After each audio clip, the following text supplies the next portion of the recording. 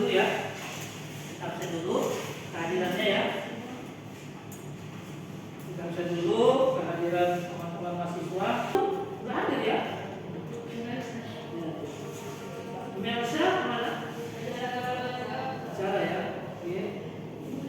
Nur Sakina ada? Ada ya. Bulan ada ya. Sidik ada ya. Oke. Nur Fatimah ada? Ada ya. Hari ini kita akan membicarakan tentang sejarah peradaban Islam dan subtemanya adalah peradaban Islam versus peradaban dunia. Jadi di dalam LPS saya itu kemarin saya ada buat yang namanya pencapaian pembelajaran mata kuliah. Jadi yang mau kita capai dalam pembelajaran kita kali ini adalah bagaimana mahasantri itu mampu mengklasifikasikan, mampu membedakan bagaimana proses terjadinya peradaban dunia dan peradaban Islam itu sendiri. Oke, nah misalnya kan begini. Kita dulu kan tahunya peradaban dunia itu adalah peradaban-peradaban yang dikuasai oleh bangsa Romawi dan bangsa Yunani ya, atau bangsa Mesir ya. Dulu kala itu bisa dilawas sebagian dari situ. Kemudian kita juga mengenal yang namanya Alexander the Great ya, Alexander Al-Azim itu kan, yang punya kemampuan untuk menguasai sepertiga dunia. Dan dia bisa membagi wilayah kekuasaannya Pak, dua di Eropa, dua di Asia dan di di Afrika ya. Itu. Nah, hari ini yang mau kita kaji adalah sejarah peradaban dunia awal mulanya. Bagaimana? Nah, di sini ada saya tampilkan slide ya. Slide-nya kita kita tunjukkan ya. Yang pertama itu peradaban dunia pra-Islam. Jadi peradaban dunia pra-Islam itu adalah peradaban yang dikuasai oleh dua negara. Pertama itu bangsa Romawi, yang kedua bangsa Persia. Tapi di antara kedua negara itu ada satu peradaban lain yang muncul seiring berkembangnya peradaban Persia dan Romawi. Itu peradaban bangsa Arab. Peradaban bangsa Arab. Hanya saja bangsa Arab saat itu belum modern. Kita kenal Islam, bangsa Arab apa namanya? Jahiliyah ya. Jahiliyah. Kenapa namanya jahiliyah kira-kira? Akhirnya apa kenapa namanya jahiliyah? Karena tidak ada peradaban. Tidak ada peradabannya. Yang lain ada punya jawaban? Karena tinggalan mereka yang banyak menyimpang ya. Yang lain punya pendapat? Sebenarnya kenapa namanya jahiliyah? Karena mereka tidak memiliki peradaban, ya kan? Tapi kata-kata jahiliyah ini bukanlah kata-kata jahiliyah yang disematkan kepada mereka. Yang menyematkan siapa? Adalah bangsa Arab pasca Islam. Pasca Islam. Kenapa? Karena peradaban mereka ternyata kita gunakan juga dalam peradaban Islam, ya kan? Seperti apa contohnya? Pernikahan ya. Pernikahan itu kan kita gunakan juga kan? Bangsa Arab dulu menikah. Ada terjadi pernikahan, ya kan? Pernikahan walaupun asasnya tidak sama seperti pernikahan secara syariah. Itu ya. Oke. Jadi peradaban dunia selain Romawi dan Yunani juga dikuasai oleh bangsa Arab. Jadi ada tiga. Nah, kesemua itu berbicara tentang apa? Tentang norma agama. Berbicara tentang norma. Contoh di Persia. Agama Persia itu tentang apa? Di Romawi, agama pertama pagan. Agama mereka pagan. Pagan itu majusi, penyembah api, ya kan? Nah, pagan ini sebenarnya mulai menghilang. Kemudian diikuti oleh keyakinan Masehi atau Nasrani, Kristen. Tetapi Kristen itu juga tidak murni. Kenapa?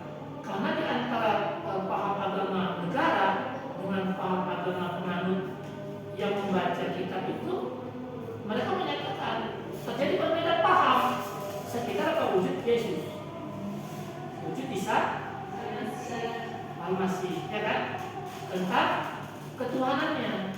Makanya perbedaan ini menyebabkan terjadi penyimpangan dalam apa? Dalam paham.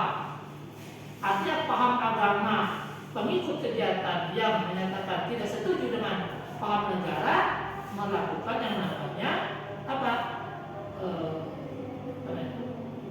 Perlawanan terhadap negara. Nah, akibatnya apa? Terjadi yang namanya pembantaian oleh mereka tidak sepaham dengan paham negara. Nah, agama ini kemudian berubah menjadi agama Kristen. Karena agama Kristen apa? Adalah agama resmi di mana? Di Yunani, ya. Oke. Kemudian ada Arab, ya, ada bangsa Arab tadi sebagaimana saya bilang tadi di awal. Arab ini terbagi dari apa? Berbagai macam bangsa. Ada bangsa Ad, ada bangsa Samud, ya kan? Tapi bangsa Arab yang ada yang Kristen itu cuma dua. Bangsa Arab bagian utara, yaitu Semenanjung Arabia, yaitu wilayahnya antara kota Madinah dan Makkah. Dulu namanya Hijaz, sekarang namanya Saudi, ya kan?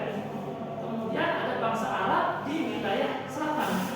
Mereka lah yang peradabannya berasal dari apa?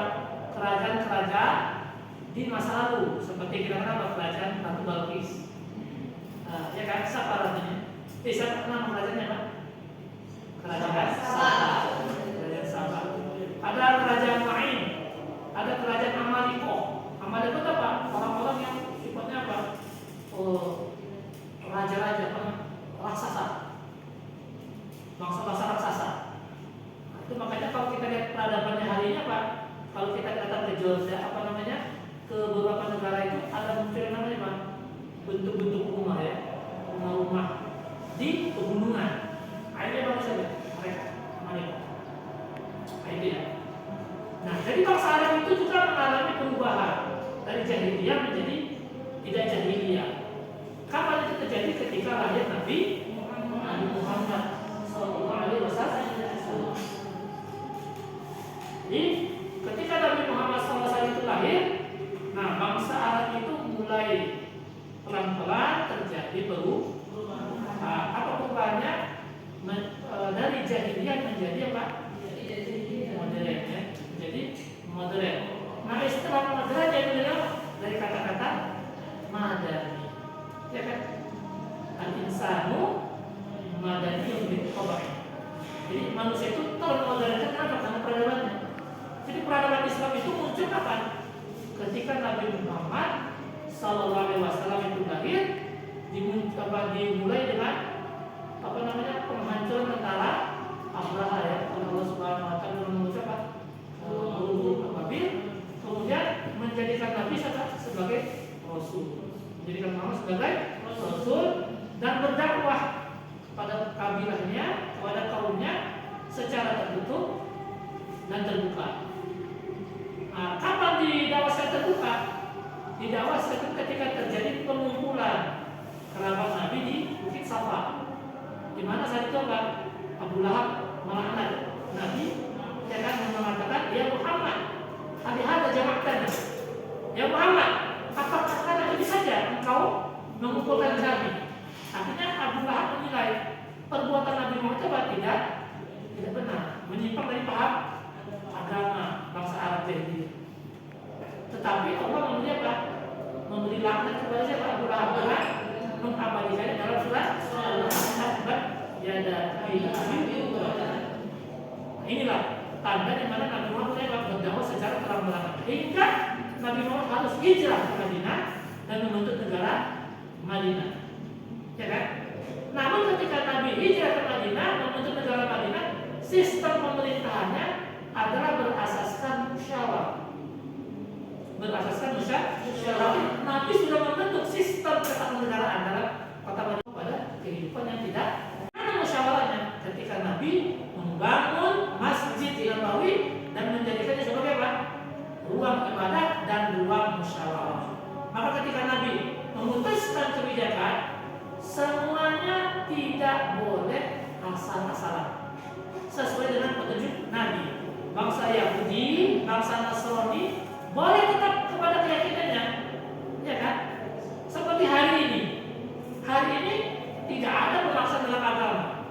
Sekarang ustaz-ustaz kita yang berdakwah di masjid tidak akan memaksa orang untuk beragama Islam. Tidak akan mengajak orang Kristen, ayo agama Islam. Ya, tidak. Hatta sampai nanti kalau terjadi namanya negara Islam, itu tidak akan dipaksa untuk beragama Islam. Lagi kauha ini tidak ada paksa untuk agama. Maka kalau siapa beragama Islam, maka dia akan menjalankan kehidupan sesuai dengan ajaran agama Islam. Makanya Nabi mengatakan di Madinah dengan 4 ketentuannya, yaitu apa? Melarang terjadinya pembunuhan. Tidak boleh bangsa Arab, Muslim, Muhajirin dan Ansor membunuh bangsa Yahudi atau bangsa Nasrani di Madinah. Begitu juga sebaliknya, tidak boleh membunuh siapa? Bangsa Yahudi Nasrani di Madinah kepada bangsa Muslim yang Arab. Tidak boleh.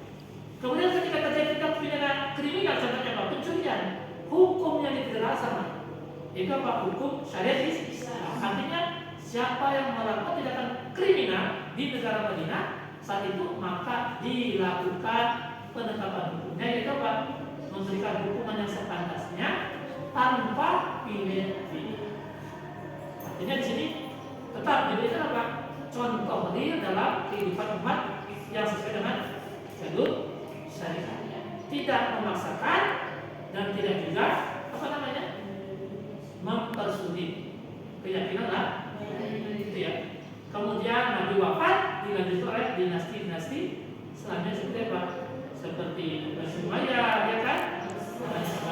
Nah, perbedaannya ketika semasa pemerintah Khulafaur Rasyidin setelah Nabi, sistem itu musyawarah sama seperti Nabi.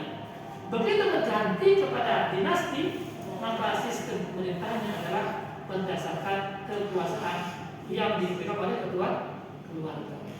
Oke ya, itu pembicaraan tentang pembentukan negara Islam. Jadi peradaban Islam itu muncul kapan? Ketika Nabi Muhammad SAW. Oke ya. Oke, sekarang yang akan kita mau ditanyakan silakan. Apa kira-kira yang ditanya? Ada pertanyaan?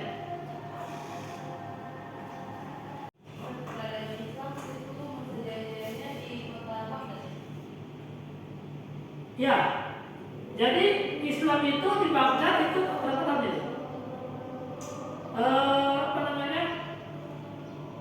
Kan berkuasa mulai 132 Hijriah sampai berapa?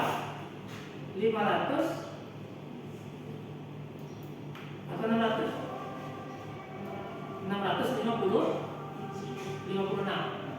Hijriah. Itu berapa tahun kira-kira? Kita 400 tahun, 4 abad ya berkuasa. Islam berkuasa di Baghdad. Tetapi sistem pemerintahan di Baghdad tidak seperti sistem pemerintahan di era Khulafaur Rasyidin. Ya kan? Sistem pemerintahan bagaimana? Dinasti. Dan terjadi perubahan-perubahan dalam pemerintahan itu. Tapi itu tidak menunjukkan peradaban juga. Tidak semuanya menunjukkan peradaban Islam yang sesungguhnya. Kenapa? Karena terjadi peralihan kekuasaan dari apa? Dari bangsa Arab ke bangsa-bangsa lain. Seperti apa? Bangsa Turki, bangsa Tatar, dan bangsa Saljuk, ya kan? Bangsa Buai dan lain sebagainya. Jadi peradaban itu murninya itu dimulai kapan? Ketika dinasti Khulafaur Rasyidin berkuasa. Peradaban itu dimulai di situ. Oke, ada yang bertanya lagi? Artinya di sini peradaban dunia itu apa kira-kira? Punya nggak peradaban dunia itu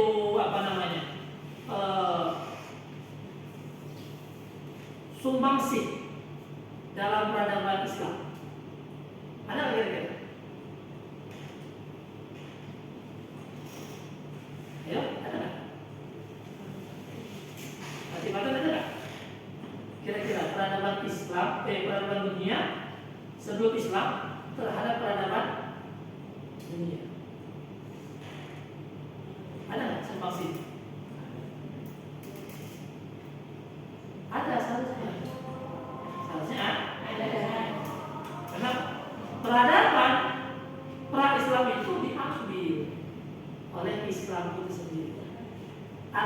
Islam ini sangat menghormati peradaban-peradaban. Makanya kita lihat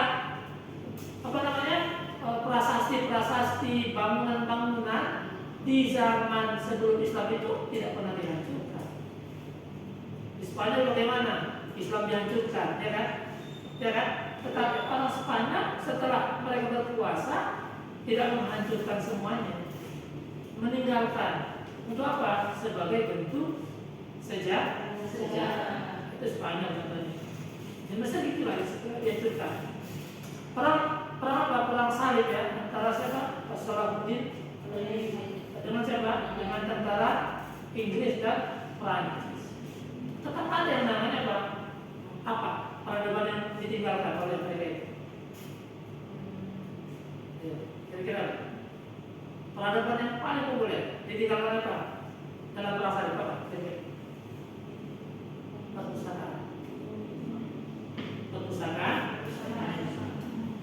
Perpustakaannya situ beribu-ribu literasi itu ada di situ, tersimpan baik dan diakui oleh ini.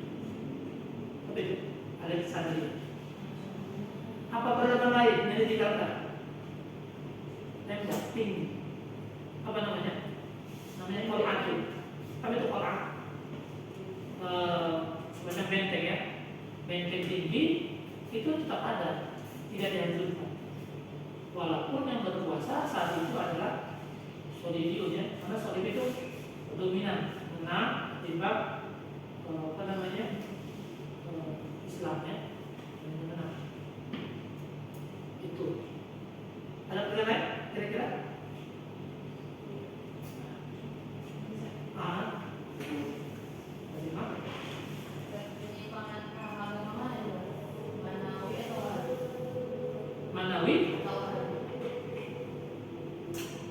Manawi itu kan sebelum Islam. Wahabi jadi Wahabi itu bagian daripada kepercayaan di dalam agama Islam. Seperti namanya Syiah atau masyarakat berat. Ini tidak diinginkan oleh kita. Kenapa? Al-ikhtilafu rahmatun, ya kan? Al-ikhtilafu rahmatun. Jadi perbedaan itu rahmat. Tapi kita nggak boleh juga memaksakan diri kita benar dalam berkeyakinan. Paham ya? Jadi kalau masalah hari ini ada moderasi beragama, artinya apa ya? Ada ucapan-ucapan seperti kan di komentar itu, kalau mengucapkan salam itu harus mengucapkan salam Islam, secara Hindu, secara Buddha, secara Kristen, itu dianggap sebagai bagian dari apa? Menghormati keberagaman dalam agama.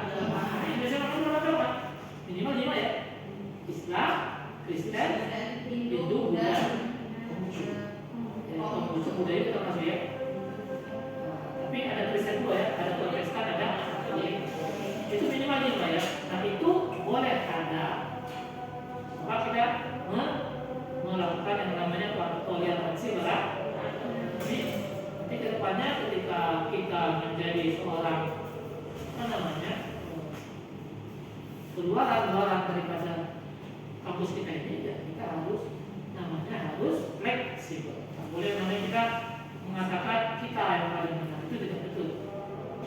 Tidak betul. Wahabi itu keyakinan. Kita nggak boleh juga mengatakan kalau Wahabi itu salah. Silakan mereka dengan paham. Selama mereka tidak mempersulit kita tidak perlu yang namanya orang dengan usaha mereka. Paham ya? Jadi ya begitu. Kalau kita punya paham agama bertentangan dengan paham agama Wahabi misalnya kan, walaupun sama yang dikatakan yang Allah Subhanahu Wa Taala kan, dan Nabi Muhammad sebagai Rasulnya, tetapi kita jangan mau terbawa oleh ketentangan.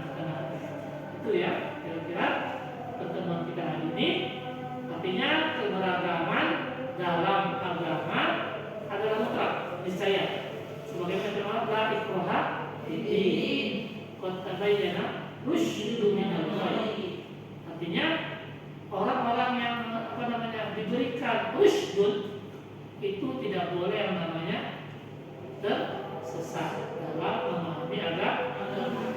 Cukup kita menjadi masyarakat yang paham tentang agama, kita menjaga keyakinan kita, dan kita tidak boleh memaksakan diri kita untuk orang lain beragama seperti kita. Itu ya kesimpulannya. Artinya peradaban dunia, peradaban Islam itu sebenarnya punya hubungan keterkaitan, karena peradaban dunia secara langsung juga dalam peradaban Islam itu sendiri. Nah, hari ini kita sudah merasakan ya secara konsep kehidupan bahwasanya keberagaman itu tidak perlu dipersoalkan, tapi cukup dijalani sesuai dengan pikiran kita sebagai hamba Allah Subhanahu wa Ta'ala. Kita tadi kan ada yang namanya balasan berupa surga dan neraka, dan bukan kita penentunya, yang menentukan adalah siapa? Allah Subhanahu wa Ta'ala. Saya cukup sekian ya pertemuan kita hari ini.